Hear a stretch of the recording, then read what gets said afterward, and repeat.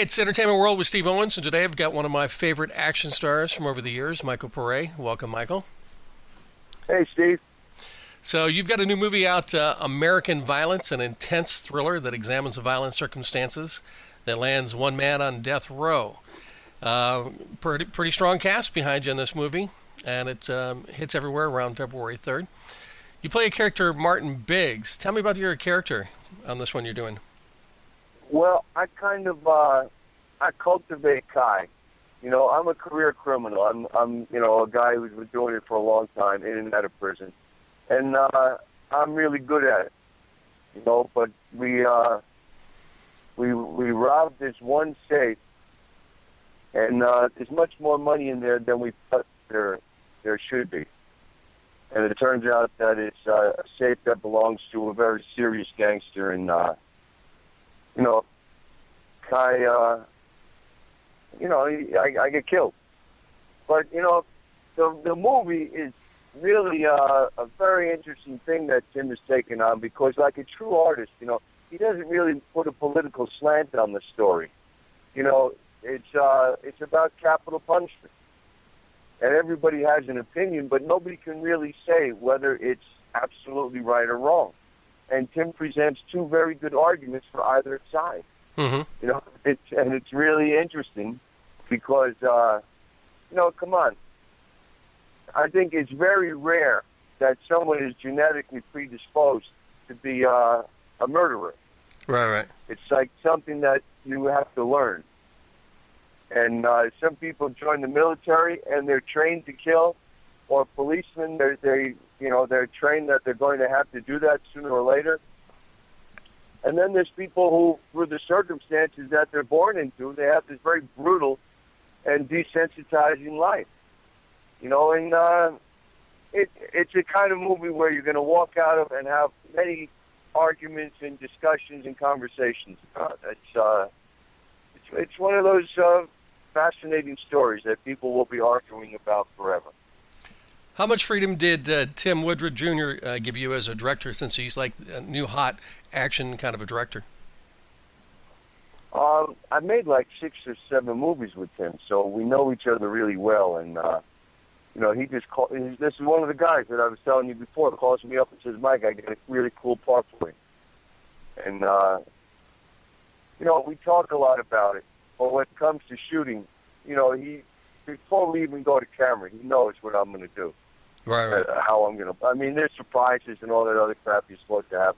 But, he knows that I'm going to deliver a very interesting performance. So how much leeway? It's pretty loose. It's pretty loose. We talk a lot before we go to camera. So, he had this thing about the sunglasses. He wanted me to wear the sunglasses. So I said, all right, if I'm wearing the sunglasses, I've got to have some kind of freaky hairstyle also, to fit the era. Mm-hmm. And the guy lives in the basement of a department store. So he's kind of a weird guy. It's funny. We're sitting in this, it's not even an apartment. It's just a room, with a hot plate and a giant crucifix. But we have like $400,000 in cash, sitting on the floor. But I choose to stay in that fucking room. It's kind of wild, right? Yeah. So, it sets it up, really well. It was a really good story. I met the author, Al Lallan, and he's, he won some award for, his cop stories, in Edgar, I think it is. And he writes Westerns. He's a guy from the Bronx, very interesting. But Tim has put together such a great team on this movie. A production team. He had this very, difficult special effects thing that he did. And when you're in a hurry, if the story depends on special effects, you're going to fail because special effects always take time, right? Yeah. Well, this girl, I can't remember her name, which is this young Asian American girl, and she did the best prosthetic. And when they cut my throat and when they cut my side, the skin tears, there's raw flesh underneath, and the blood pours out. It was just like, oh my God, that they would take all day or maybe 2 days on a big budget movie to get that, and they couldn't get it any better than what they did. Tim had the great special effects. He has his great cinematographer, Pablo Diaz, and had a great script. And he hired a bunch of people that he knew he could depend on. He had worked with Bruce on the last movie. Mm-hmm. Everybody else he had worked with before. The guy who plays the mob boss, I don't think he's ever worked with him before, but he was very carefully cast. And, Tim is a young, hot director, but I don't think he's going to be a flash in the pan at all. He's got 6 more movies to make in the next 2 years. You've got 10 that are coming out this year. I think it's looking at your IMDb Pro. You're having a good year. Yeah, I work a lot, but I'm not the lead.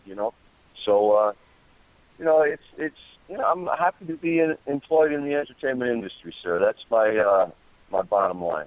I mean, I saw you at the Burbank Film Festival. You still look as young as... Right? That was the Western, right? Yes, correct. That was Tim Woodward's Western. Yeah, that was a fun movie to make. And Tim made another Western after that. Yeah, I'm in great shape, man. Come on. I study, I teach, I go to, a couple other classes, I exercise, I go to the gym,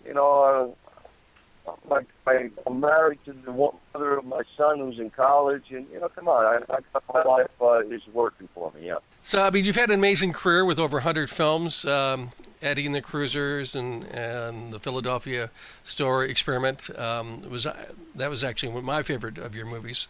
Was that actually shot on a real ship, or was that on a soundstage? Yeah, we were in, I think we were in Charleston, and part of it was on an aircraft carrier, another part of it was on like a tugboat.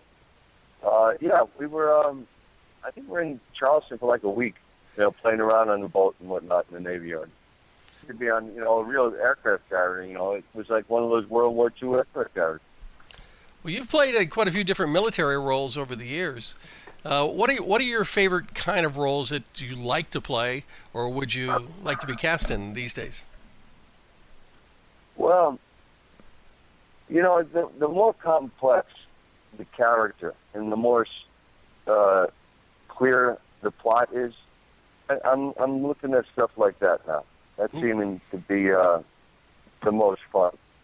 Because if the plot is too, everybody says, oh, you want twists and turns and all that stuff. And I said, yeah, but if you lose the audience, you can have all the twists and turns you want.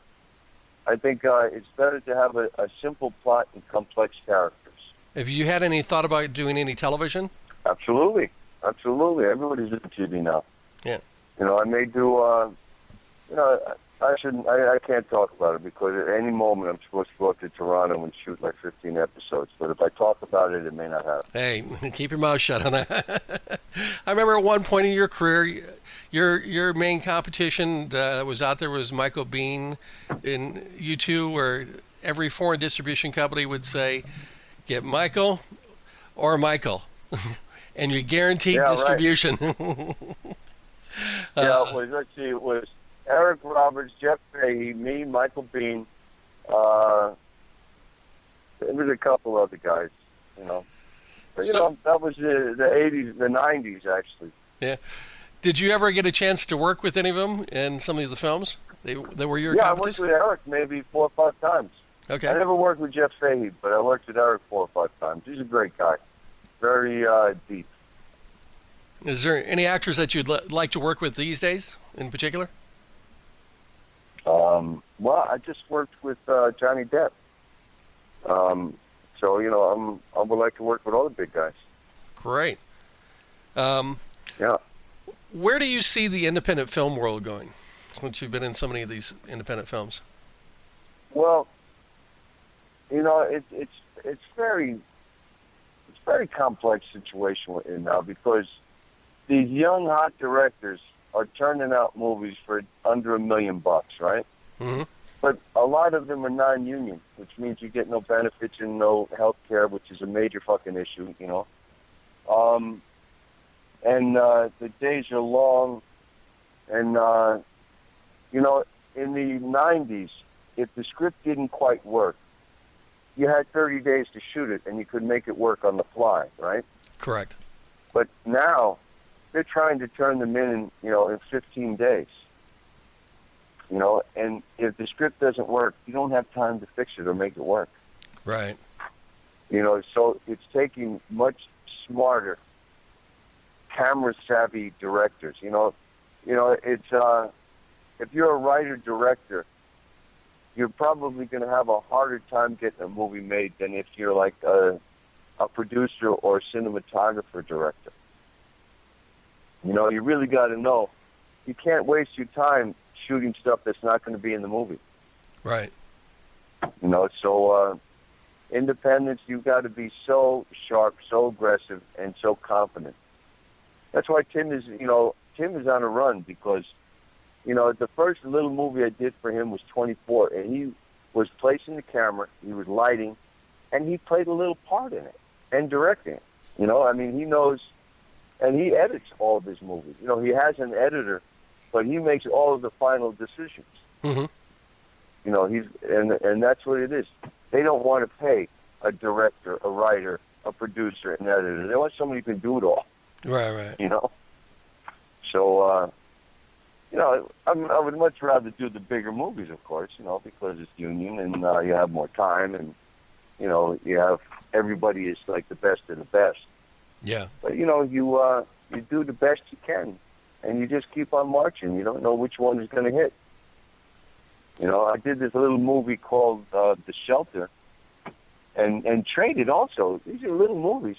But I got, reviews from important people, like from the Hollywood Reporter, Variety, LA Times, and these are little budget movies. So, and those reviews are what makes the big guys consider you. Exactly. That and your health. It's like I must, as John Wayne would say, I must have learned something. What advice would you give a new actor breaking into the business, and what mistakes would you say that you made along the ways to get there where you are now? I jumped from agent to agent. That was a mistake. I should have stayed with ICM, and I went from ICM to William Morris to CAA, back to William Morris, I think that was a bad decision. Okay. Advice is train. Never stop training. Because you can do great material. You can do classic, great material in class that you may never get to do, in movies or television. But when you get a chance, to actually get paid for your work, you'll be so much better an actor.